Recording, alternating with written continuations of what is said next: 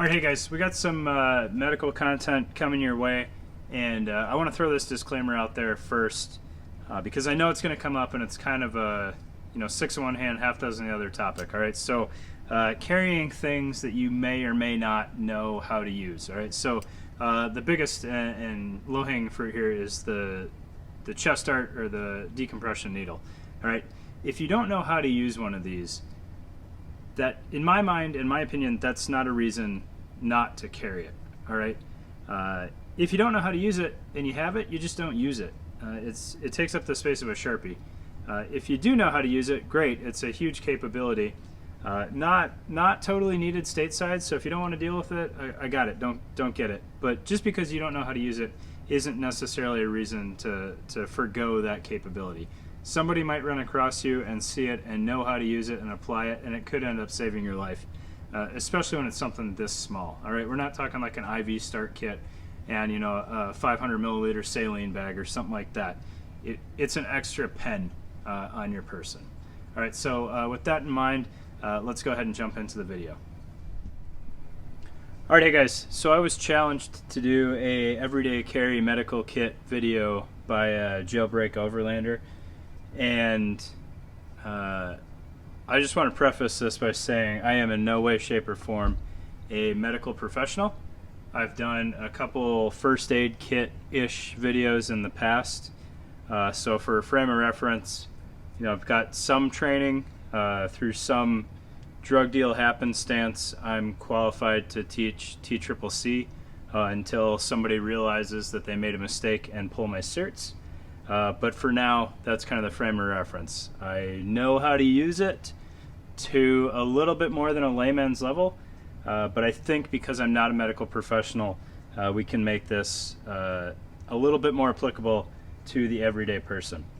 All right, so I got a lot of stuff on the table today, and that's to kind of illustrate that it's very easy to get caught up by paralysis by analysis, right? So I've been kind of a fan of medical kits and building them for a while, and it's very, very easy to get wrapped up around all of the options that are out there. So for example, we've got 4 tourniquets here on the table, all 4 different models. So you've got the cat tourniquet, the soft T wide, this ratcheting thing, I can't remember the name of it, and then this from the March IFAC resupply kit, the TMT tourniquet.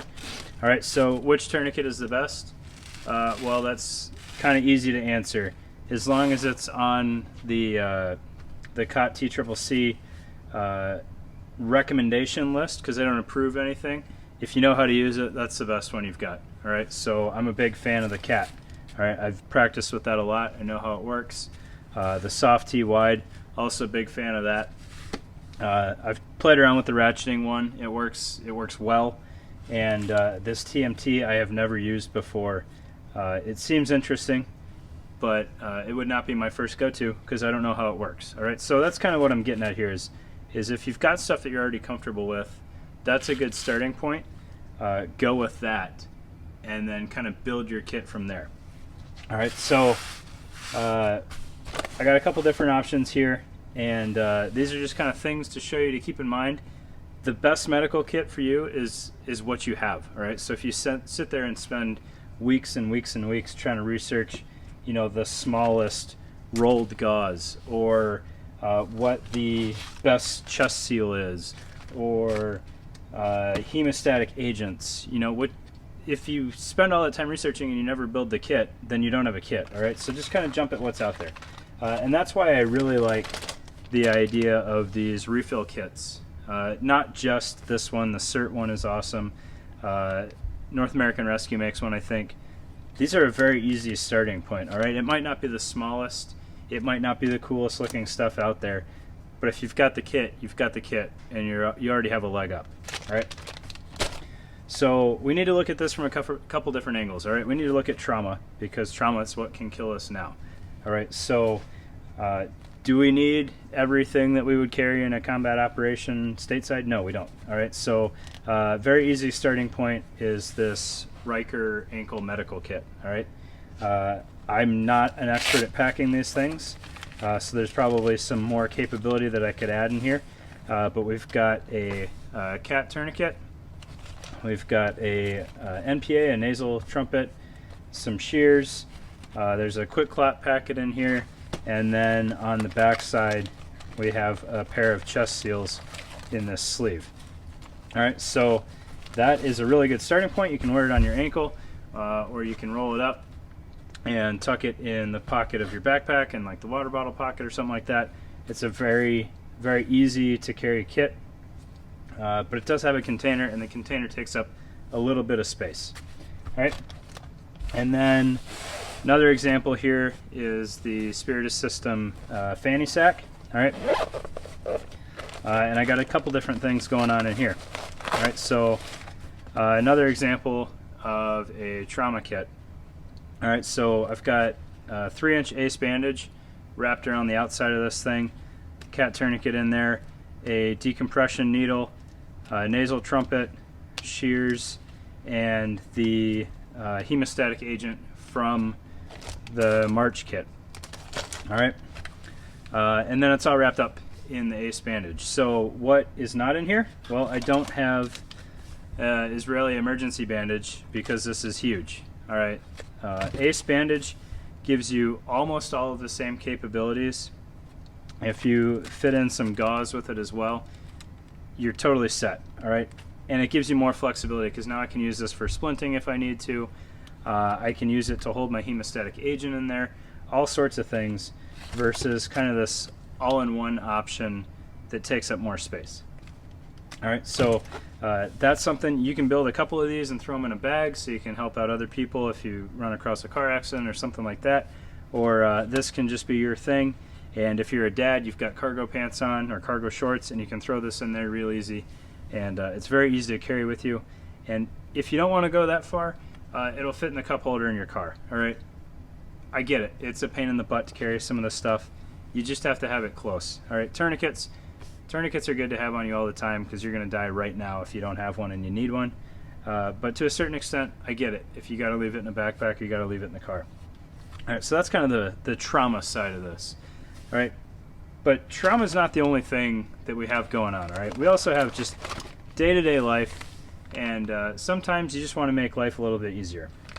Alright, so one thing that I've done in the past is I love Mre Beverage Bags. They are a great size, and they're fairly waterproof until you start folding them up and tearing them and everything, but they're really good for keeping your stuff organized. And this is just kind of a little, how do I fix my day-to-day annoyance bag. Alright, so, you know, I didn't put a whole lot of thought into what's in here, but I've been carrying it for a couple of years now, and it's enough to make life not as bad. Alright, so we got a handful of bandages in here. Alright, sometimes, you know what, that cut or that torn nail or something like that, it just makes your day unpleasant. So you can go ahead and fix that. Got a little tube of Orajel in there, and that's kind of right up the same alley. Yeah, it's good for mouth issues, but you know what, it'll numb other things. Alright, so if you smash your finger or something like that, it's good for that.